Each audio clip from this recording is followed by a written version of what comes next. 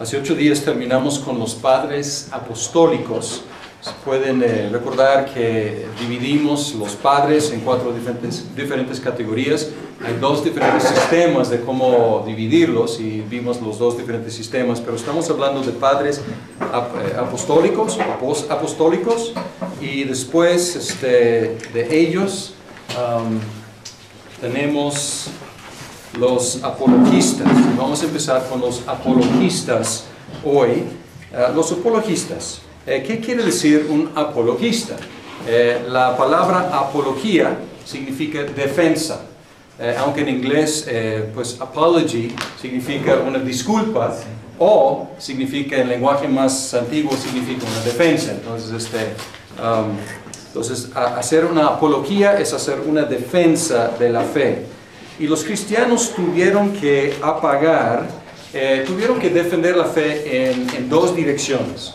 Una dirección era contra los rumores populares, algunos de los cuales ya mencionamos, acerca de su comportamiento.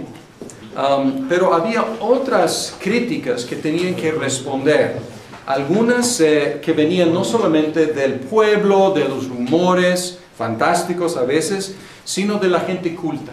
Porque la gente culta al principio despreciaba a los cristianos. La gente romana culta consideraba a los cristianos de clase baja, incultos, ignorantes, demasiado crédulos, supersticiosos y enemigos de la cultura. ¿Por qué? Porque no participaban en las cosas culturales, o sea, se apartaban de las cosas de la sociedad que tenían que ver con la adoración al emperador o el paganismo greco-romano. Los apologistas tuvieron que responder a estas críticas. O sea, los cristianos en general, a los rumores era fácil, más o menos, era decir, no es cierto. No cometemos incesto, no practicamos canibalismo, etc. O sea, podrían tratar con estos rumores simplemente negando.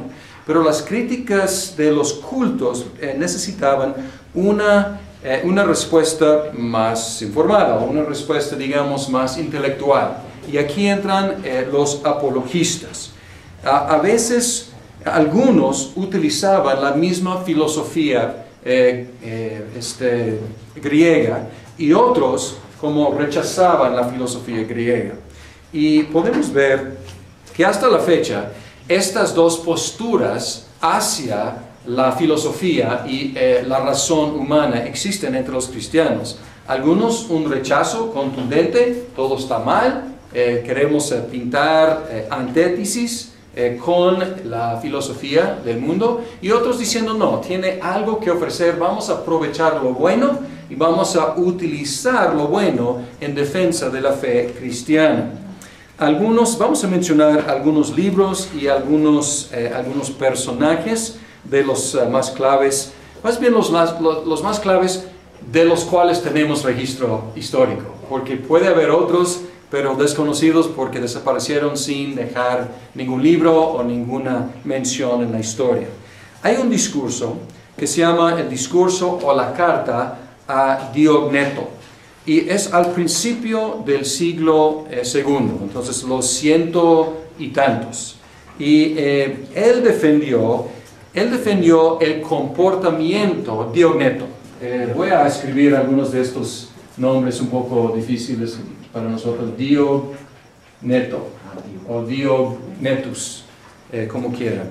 Él estaba defendiendo la fe cristiana en cuanto al comportamiento. Entonces él estaba dando una defensa más popular, tratando de apagar los rumores. Y quiero leerles un poquito de lo que él escribió. Él dijo: se casan como todos y engendran hijos, hablando de los cristianos, pero no abandonan a los nacidos. Porque en el Imperio Romano a veces abandonaban a los infantes, y a veces los cristianos, hay tradición de que los cristianos iban a rescatar a los infantes ahí expuestos a morir. Pero dice, se casan como todos, engendran hijos, pero no abandonan a los nacidos. Ponen mesa común, pero no lecho. Entonces aquí está pues, también atacando la inmoralidad de los romanos. Viven en la carne, pero no viven según la carne. Están sobre la tierra, pero su ciudadanía es la del cielo. Se someten a las leyes establecidas, pero con su propia vida superan las leyes. Aman a todos y todos los persiguen. Se los desconoce y con todo se los condena. Son llevados a la muerte y con ello reciben la vida. Son pobres y enriquecen a muchos. Les falta todo, pero les sobra todo. Son deshonrados, pero se glorían en la misma deshonra. Son calumniados y en ello son justificados. Se los insulta y ellos bendicen. Se los injuria y ellos dan honor. Hacen el bien y son castigados como malvados. Ante la pena de muerte se alegran como si se les diera la vida. Los judíos les declaran guerra como extranjeros y los griegos les persiguen. Pero los mismos que les odian no pueden decir los motivos de su odio. Pues es una defensa pues, bastante elocuente en cuanto al comportamiento de los cristianos. Ahora vamos a hablar acerca de Justino. Justino, y pues le decimos Justino que mártir. Y sus fechas son como 100 a 166. Él fue pues uno de los primeros y más importantes de los apologistas. Él defendió el cristianismo contra la calumnia de los romanos y la doctrina de los judíos, buscando tolerancia para los cristianos. Porque pueden recordar, hace 8 días hablamos de los periodos de persecución bajo diferentes emperadores. Él era de Palestina, pero eventualmente se mudó a Roma. Entonces es del oriente, pero luego llegó al occidente del Imperio Romano. Él había estudiado la filosofía y él quiso demostrar que el cristianismo superó lo mejor de la filosofía griega.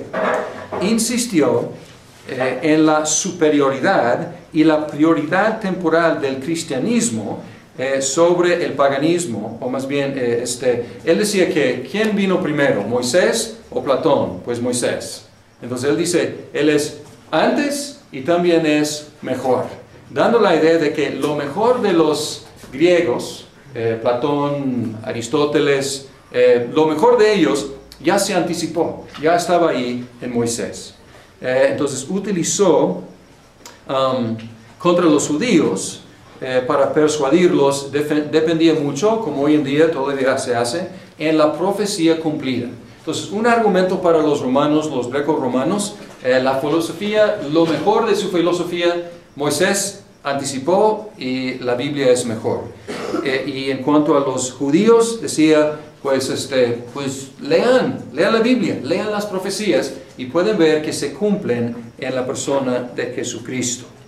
Él apoyó la idea del logos, el logos en griego, y él enfatizó que el logos es universal. Y los filósofos lo que hicieron, el logos es la razón, el logos es el pensamiento, el logos es la palabra de Dios, es universal. Y lo que hicieron los filósofos griegos es que se acercaron un poquito al logos universal.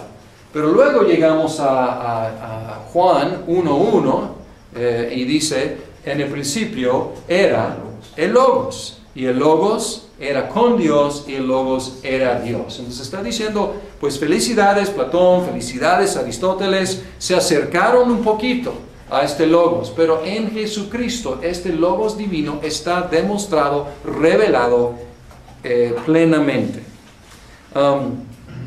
Lo mataron en Roma por orden del emperador Marco Aurelio.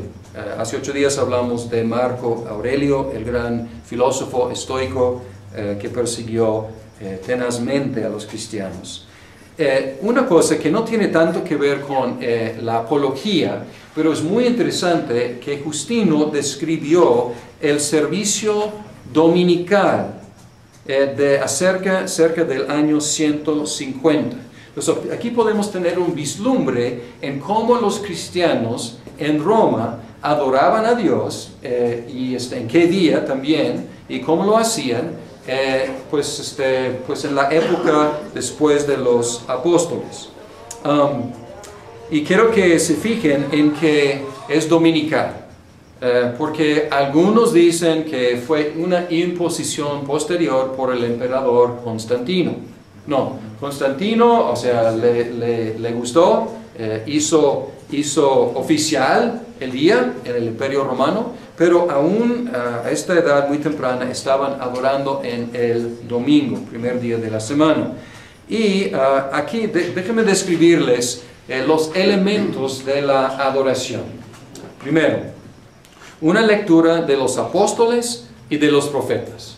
Pues ya tenían escritos de los apóstoles, pues nosotros diríamos que lectura del Nuevo Testamento, lectura del Antiguo Testamento. Y luego hubo una exhortación por alguien que se llama el presidente de la asamblea. El presidente de la asamblea daba una exhortación basada en las lecturas del Nuevo y Antiguo Testamento. Y luego hubo una oración congregacional de pie, una introducción del pan y del vino y del agua, por los cuales el presidente daba gracias. Y luego toda la congregación decía en voz audible, amén. Y luego una distribución de los elementos y comer los elementos. Y luego los diáconos llevaban los elementos a los ausentes. Entonces, ¿qué les parece? No sé si alguna vez hayan adorado en nuestra iglesia, aquí en la iglesia Cristo Redentor, pero pues es muy semejante. Pues es muy sencillo el servicio, es lectura del Antiguo, lectura del Nuevo, un sermón expositivo, o sea, basado en esos textos, y pues oración congregacional, y también la cena del Señor. No menciona aquí los himnos, en otras partes se menciona himnos cantados a Cristo como a un Dios. Plinio, que ya mencionamos, el gobernador Plinio mencionó que los cristianos se reúnen y cantan a un Cristo como a un Dios. Entonces, esta descripción es importante porque hace muy cuestionables las declaraciones por algunos grupos como los ortodoxos orientales sobre todo, acerca de su culto. Porque algunos defienden de que ellos adoran exactamente como los apóstoles y como los padres de la iglesia. Y tienen un culto muy adornado, muy complicado. Y pues la verdad, pues aquí vemos la simplicidad, la sencillez del culto cristiano en el segundo siglo. Bien, Tertuliano, pues fechas como 160 a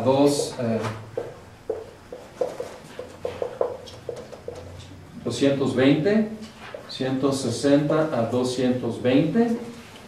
Y algunos lo llaman el padre de la teología del occidente, o sea, de la iglesia romana y eventualmente la iglesia protestante que se separó de la iglesia romana. Posible o probablemente, algunos lo llaman abogado, no sabemos si era abogado o no, pero si leemos sus escrituras, era argumentaba como abogado y utilizaba lenguaje de abogado. Entonces a lo mejor era.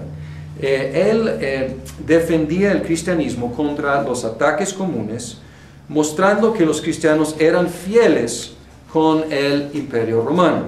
Entonces no era una amenaza, pues al contrario, ellos obedecían las leyes, no podían obedecer ciertas cosas, no podían ofrecer sacrificios a ídolos o al emperador, pero eran muy respetuosos, obedecían las leyes. Y él hablaba en una carta, él dijo, en cuanto a la efectividad, es una cita muy famosa, en cuanto a la efectividad de las persecuciones. Y él decía, pues, ¿qué ganan ustedes con perseguirnos? Y él escribió: ni su crueldad tan exquisita les conviene a ustedes. Más bien, es una tentación para nosotros. Entre más nos cortan como pasto, más crecemos.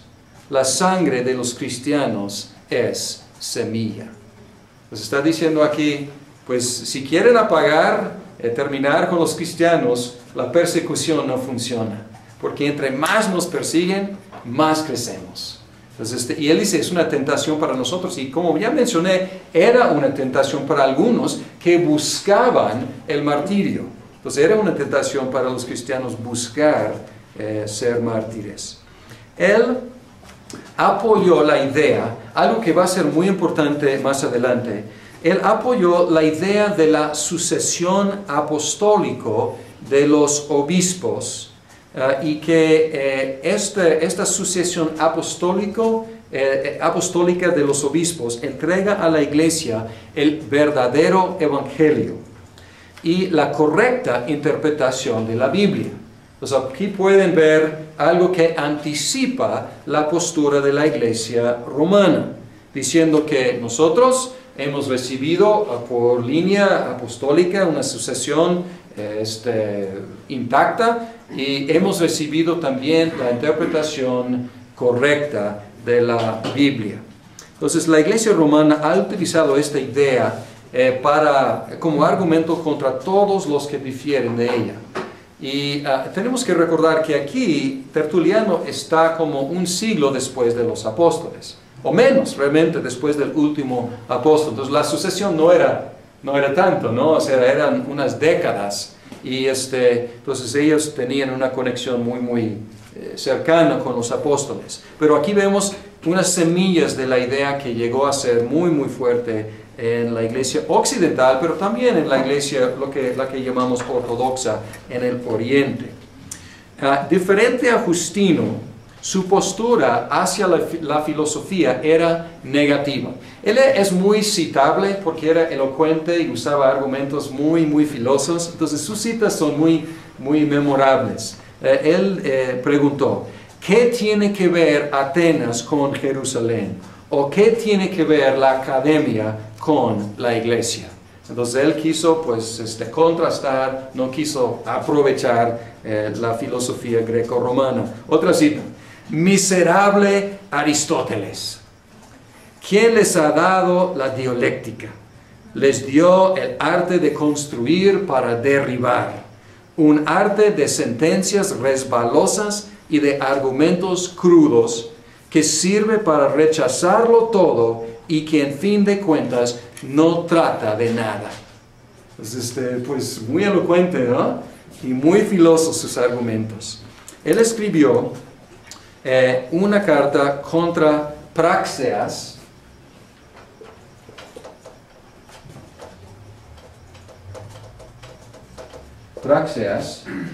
y hay una suposición de que este Praxeas era el obispo de Roma, Calixio, y no estamos seguros, pero no encuentra ninguna persona con este nombre. Entonces, a lo mejor estaba escribiendo en contra del Papa, no era Papa todavía, no usaban esa palabra, pero el obispo de Roma, porque él lo sospechaba de ser hereje,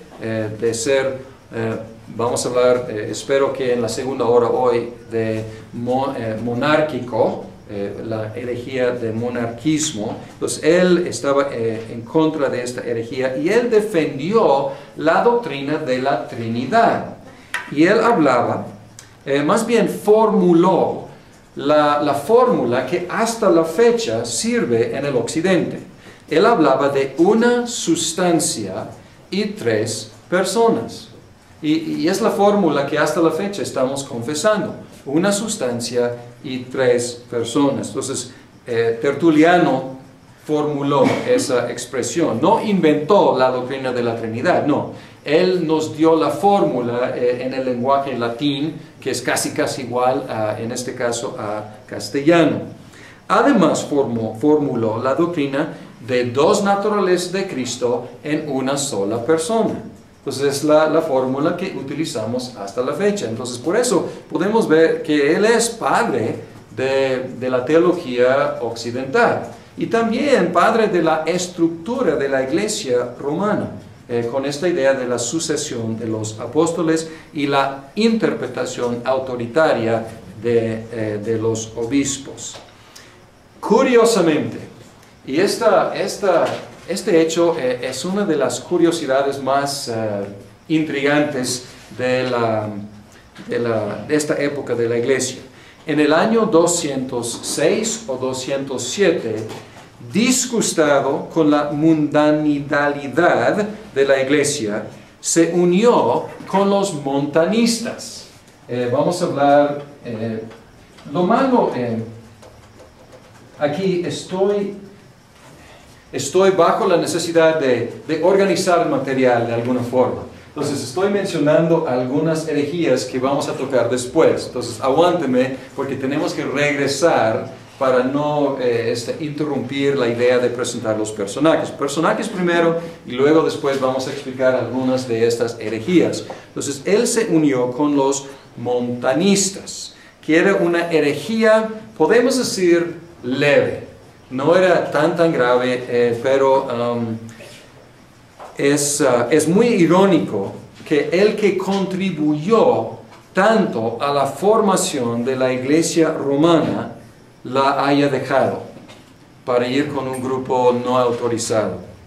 Escribió, y de hecho escribió su Contrapraxias durante su etapa montanista. Entonces aquí tenemos la doctrina de la Trinidad formulada, tenemos la doctrina de las dos naturalezas de Cristo formulada por un hereje, pero es muy irónico eso. Vamos a analizar después si el montanismo realmente es tan herético, pero pues oficialmente era una herejía. Esto nos da una idea, y no quiero hacer mucho, o sea, no podemos entrar en la mente de Tertuliano para entender por qué salió de la iglesia. Sabemos que era un rigorista, sabemos que era un moralista en sentido de, pues, insistía en alto comportamiento cristiano, y se disgustó cuando veía, pues, moralidad muy relajada a veces. Pero podemos tener la idea aquí de que la idea de la sucesión apostólica no es una cosa automática. O sea, simplemente por poder trazar una línea de un apóstol al presente no garantiza la fe.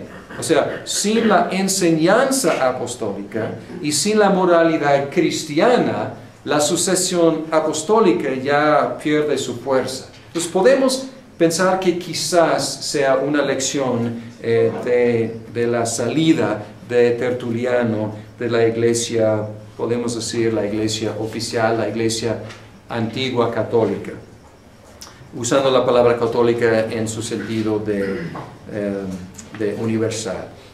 Okay, estos son algunos de los apologistas, aunque a veces Tertuliano, por razones obvias, también se categoriza con los polemicistas o hasta con los teólogos, porque era también no solamente un defensor de la fe, sino también alguien que formulaba la fe cristiana. Ahora los polemicistas. Aquí hay otro grupo. Y la división es un poco artificial, pero nos sirve aquí, porque pueden ver que traslapan en cuanto a fechas. Ireneo, 130 a 200. ¿Es Ireneo o Ireneo? Ireneo. Es 202. Muy bien. Y entonces, ¿dicen Irineo o Ireneo? Irineo. Irineo, ok, pues lo encontré así, pero Irineo, entonces con I, entonces en lugar de E, pues vamos a verificar. Irineo o Ireneo, él nació en Asia Menor y fue discípulo de Policarpo de Esmirna, quien había sido discípulo del apóstol Juan. Pues hablando de sucesión apostólica, aquí tenemos, pues podemos trazar el linaje muy fácilmente. Pues el apóstol Juan, Policarpo de Esmirna y luego Irineo.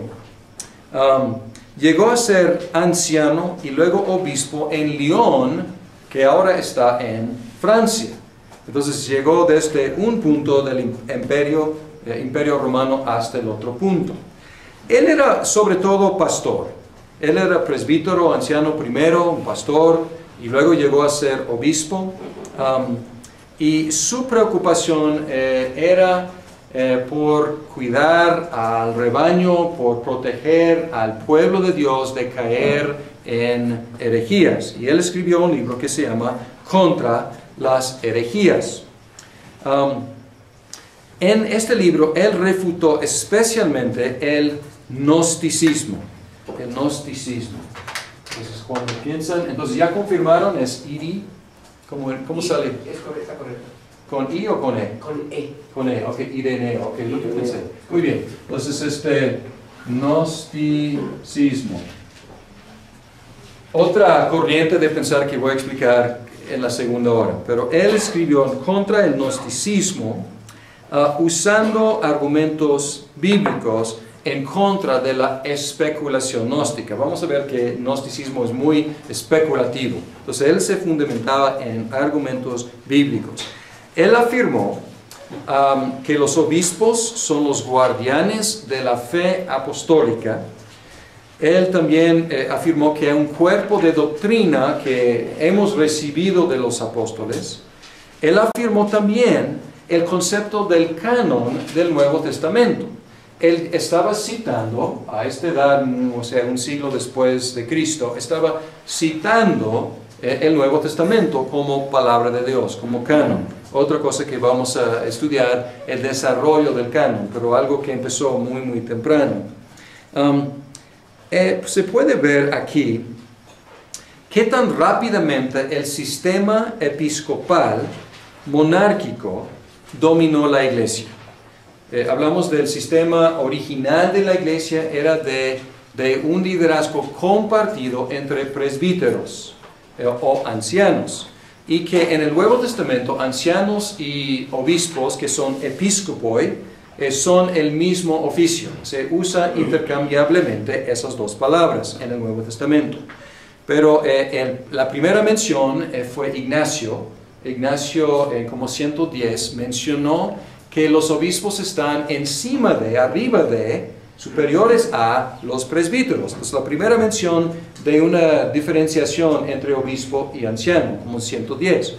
Sin embargo, aquí podemos ver que rápidamente, muy rápidamente, este sistema episcopal u obispal monárquico, jerárquico, dominó la iglesia. Y encontramos que rápidamente el presbiterianismo original, o sea, el gobierno, la dirección por presbíteros con una autoridad compartida, desapareció y la jerarquía tomó su lugar. Porque aquí en Ireneo, pues ya es muy fuerte la idea de obispos, también en Tertuliano la idea muy fuerte de obispos.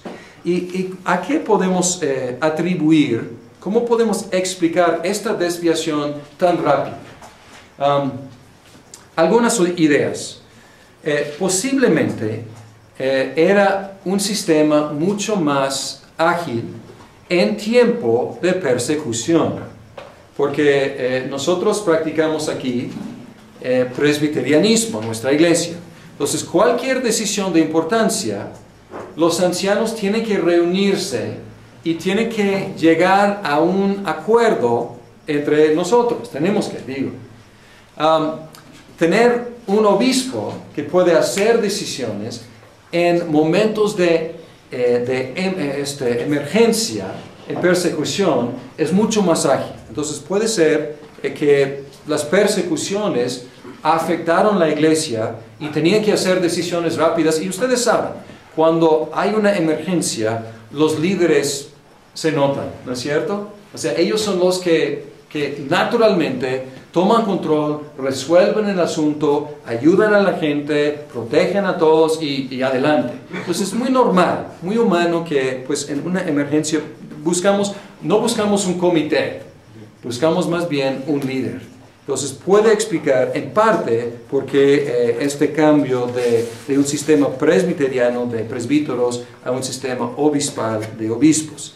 Otra cosa es que el obispado, y sobre todo esta idea de la sucesión apostólica por medio de los obispos, daba seguridad a los creyentes quienes se enfrentaban con muchas herejías.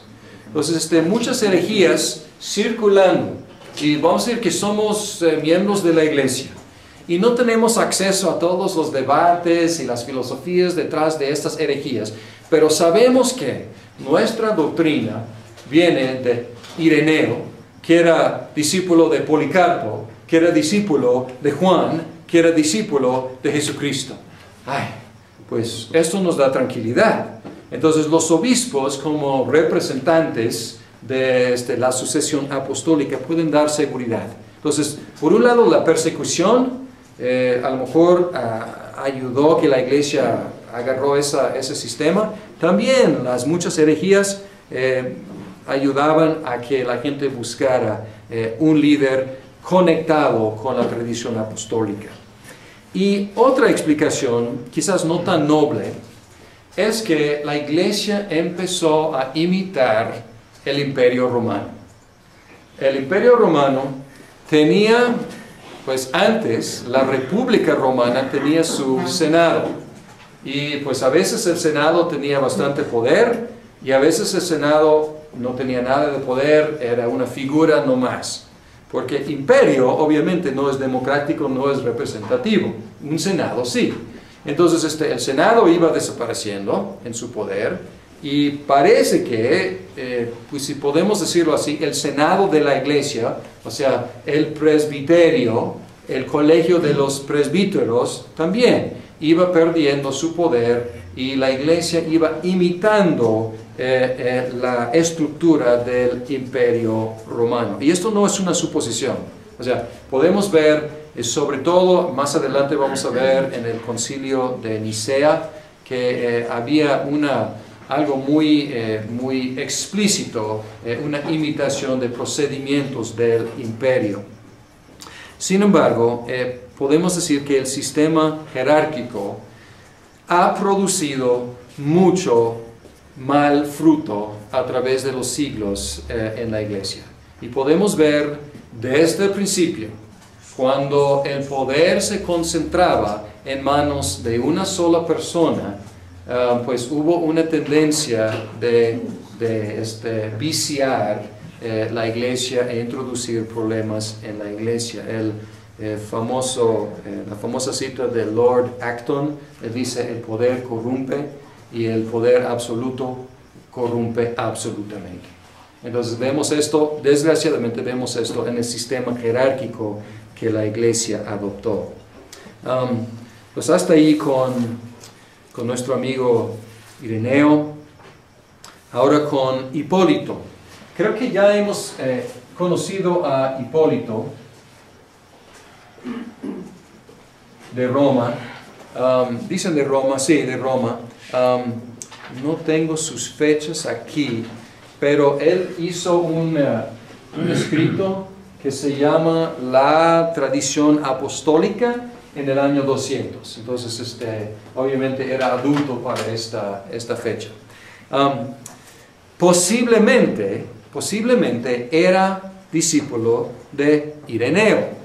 Entonces aquí tenemos una sucesión que podemos trazar.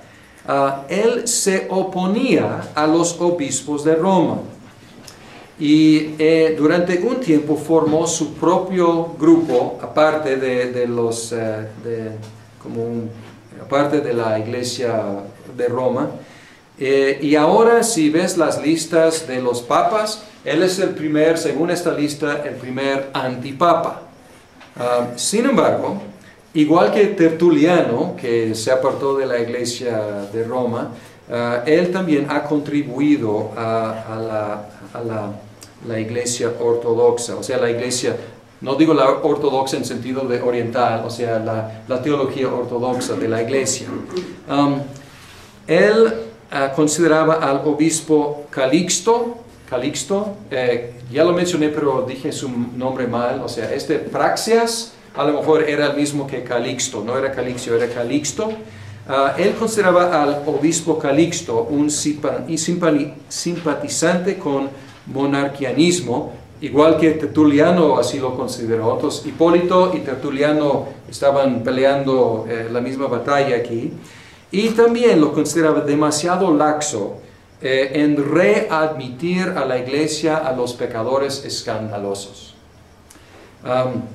En 235, curiosamente, él fue exiliado a la isla de Sardinia junto con el Papa. Los dos fueron exiliados. Fue otro, no fue Calixto, fue otro después. Y aparentemente en exilio ellos se reconciliaron. Y llevaron después sus restos a sepultarse allí, enterrarse en Roma. Y muchas veces se llama San Hipólito, aunque también está en la lista como el primer antipapa. Entonces, pero ¿qué hizo? Él figura muy importante, un papel muy importante en el otro curso en cuanto a los credos de la iglesia, porque él en la liturgia que él describió una liturgia aquí en su libro en 200, la liturgia del bautismo, y unas cosas interesantes de la liturgia. Incluía a los niños como a los adultos. Pues aquí vemos en el año 200 bautismo de los niños. También incluía algo que en algunas comuniones como la iglesia ortodoxa todavía hacen, ungimiento con aceite, además con agua, inmersión en agua y unas preguntas a los adultos. O sea, si no eran adultos, pues obviamente no podían contestar, pero cuando era bautismo de los adultos, unas preguntas. Y las preguntas son estas. Primero, ¿crees en Dios Padre Todopoderoso? Sí, creo. Y luego, inmersión. Segunda pregunta, ¿crees en Cristo Jesús, el Hijo de Dios, que nació por el Espíritu Santo de la Virgen María, fue crucificado bajo Poncio Pilato y murió y se levantó al tercer día, vivo de entre los muertos, ascendió a los cielos, se sentó a la diestra de Dios Padre y vendrá para juzgar a los vivos y a los muertos? Sí, creo. Otra vez, para abajo, en el agua. Y luego, ¿crees en el Espíritu Santo, en la Santa Iglesia y en la resurrección de la carne? Sí, creo. Y luego por tercera vez. ¿Les suena estas preguntas? ¿Les suenan? O sea, sí, es el credo, lo que llegó a ser el credo de los apóstoles. Primero se llamaba el antiguo credo romano y luego con algunas ediciones llegó a ser el credo de los apóstoles. Pero podemos ver las raíces de ese credo en el servicio de bautismo, pero no era para declarar, más bien eran preguntas para los que iban a ser bautizados. También incluyó en esta oración, o más bien en este tratado, incluyó una oración eucarística. Eucarística tiene que ver con la Cena del Señor, pero eucarística literalmente quiere decir dar gracias. Entonces, teniendo que ver con la gratitud. Y la oración eucarística da gracias a Dios por Cristo y el pan y el vino que lo representan, diciendo al final del modelo de oración, diciendo que no los ministros no tenían que repetir las palabras exactas, más bien tenían que tener buena doctrina en su oración, porque a esta edad de la iglesia todavía no había como misales, o sea, oraciones escritas que los ministros debían repetir palabra por palabra. era algo flexible. Sin embargo, él estaba diciendo, aquí hay un modelo. Y es interesante, él dice que, Padre, te ofrecemos estos elementos, pero no hay ninguna idea ahí de ofrecer en sacrificio. Esto es algo que vino más adelante. Más bien es, te ofrecemos estos elementos dándote gracias. Es como hacemos en nuestras comidas. O sea, presentamos la comida a Dios diciendo, Dios, gracias. Y están diciendo aquí, o sea, era el sentido de ofrecer a Dios. Obviamente después llegó a ser concebido como un sacrificio, no exactamente re-sacrificio, pero una representación del sacrificio de Cristo. Pero aquí a esta edad es puro dar gracias a Dios. Bien.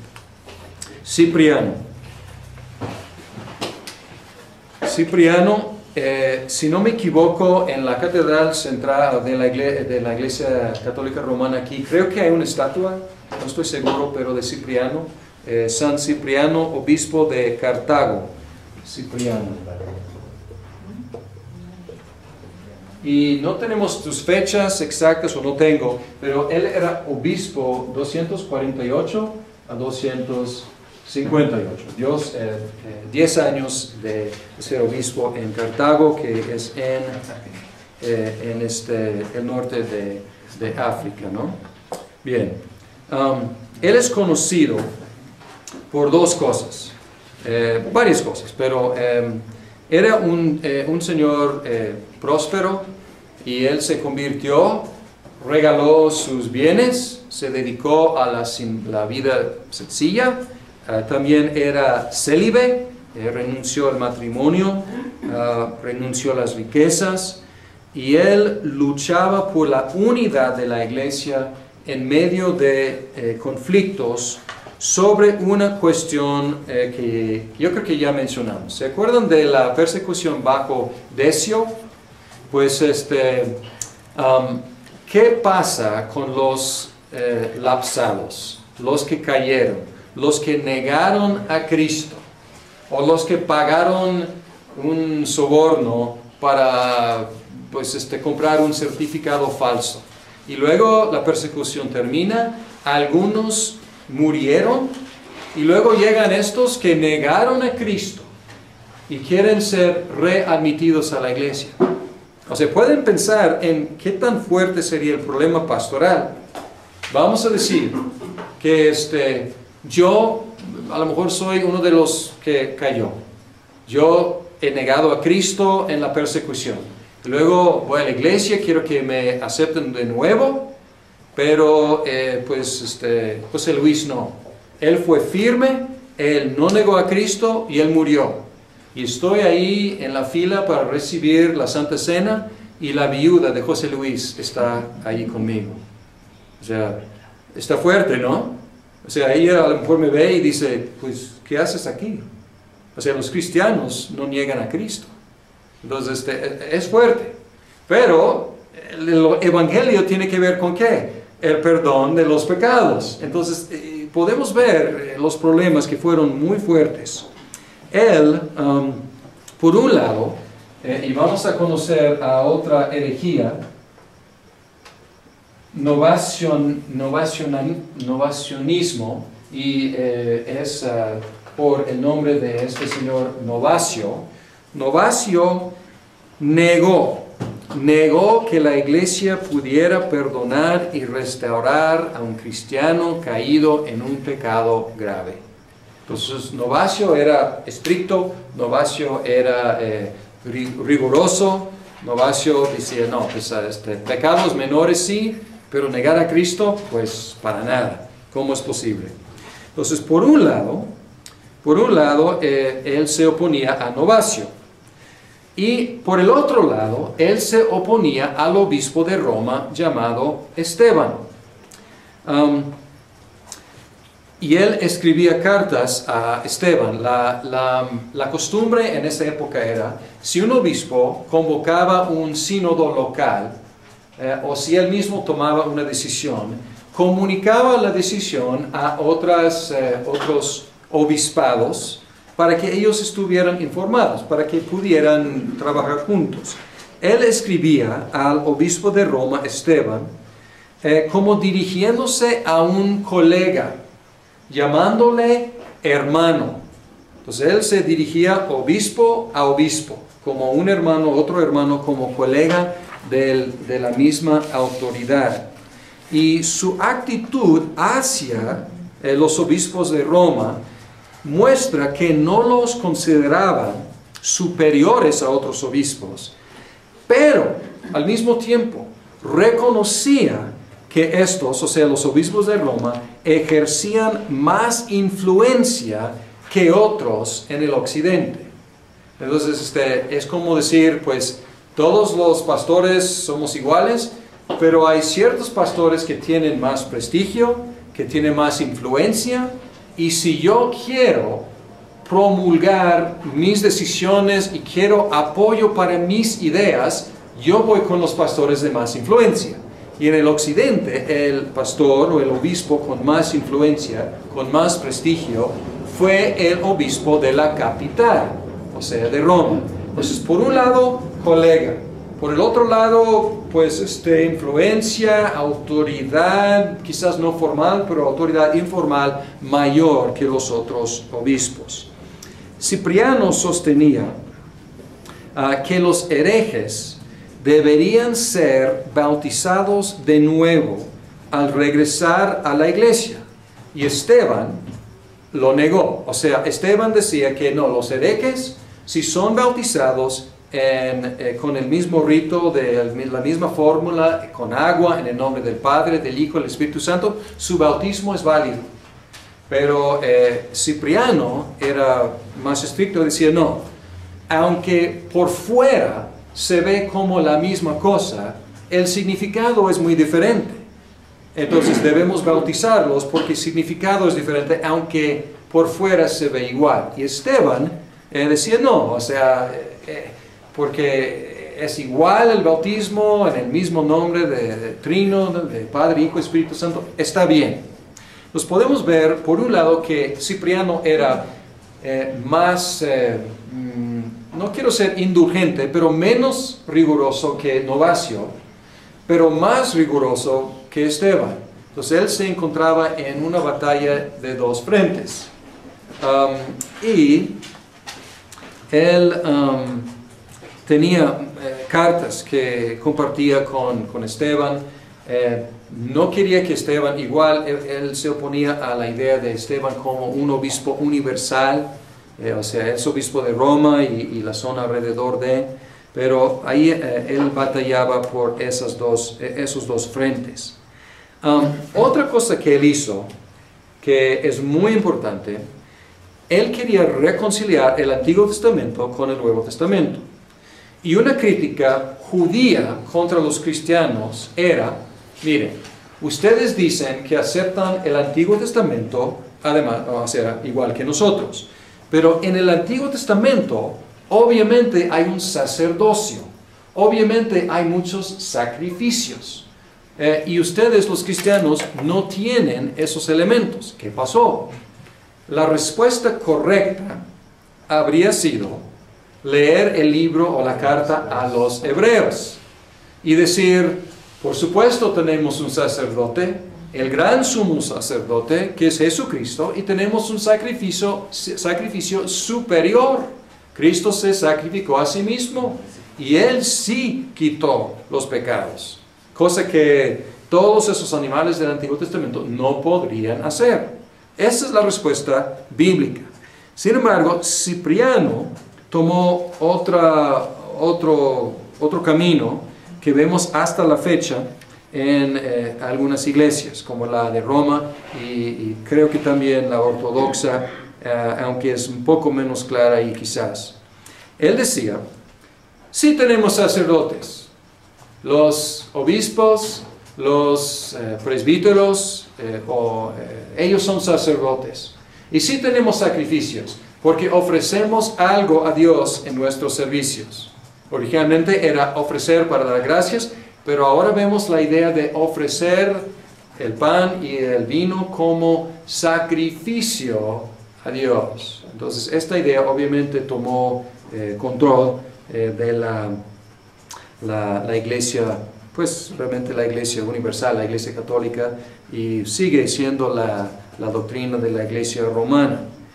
También él hizo la declaración de que fuera de la iglesia católica no hay salvación. ¿Han escuchado esa expresión? Sí. El Papa reafirmó esto en el año 2000. Y esta es el refrán constante de la Iglesia Católica Romana. Pero él lo dijo en cuanto a la Iglesia cristiana, la Iglesia Católica. Entonces él decía, fuera de la Iglesia Católica en sentido de universal, no hay salvación. Ahora, la Iglesia Católica Romana toma esa expresión para sí y dice, fuera de la Iglesia Católica Romana no hay salvación. Pero luego, más adelante, han modificado esto, dicen que hay comunión, o sea, plena comunión con la Iglesia Romana, y hay hermanos separados que no están en plena comunión, pero admiten ahora que hay posibilidad de salvación fuera de la, no fuera de la Iglesia, pero sin un contacto perfecto con la Iglesia. Entonces, pero quiero decir que la Confesión de Fe de Westminster, de los presbiterianos, afirma casi lo mismo, casi, pero con una diferencia importante. Dice la Confesión de Fe de Westminster, capítulo 25, y es la Confesión de los presbiterianos, párrafo 2, dice, habla de la iglesia y luego dice, fuera de la cual no hay ordinariamente posibilidad de salvación. Entonces da como una posibilidad de conversión fuera del contexto de la iglesia. Pero está afirmando lo mismo, que ¿dónde se encuentra la salvación? Se encuentra en el seno de la iglesia. Y en Westminster obviamente está diciendo iglesia en sentido amplio, y en cuestión de la católica romana está diciendo no, la comunión católica romana. Bien. Déjenme citarles, déjenme citarles lo que dice Westminster, porque lo tengo aquí, no sabía, aquí lo tengo. Dice, la iglesia visible, que también es católica o universal bajo el Evangelio, y luego quiere decir, no está limitada a una nación como anteriormente en el tiempo de la ley, es catolicidad en sentido protestante, se compone de todos aquellos que en todo el mundo profesan la religión verdadera juntamente con sus hijos, y es el reino del Señor Jesucristo, la casa y la familia de Dios, fuera de la cual no hay posibilidad ordinaria de salvación. Pues normalmente, ¿dónde se salva la gente? En la iglesia. ¿Puede haber excepciones? Sí. Pero dice que aquí, que pues la iglesia es donde se encuentra la salvación. Ahora, terminando con Cipriano, él murió como mártir en el año 258. Y así terminamos con los apologistas y los polemicistas. Pues vamos a tomar un descanso.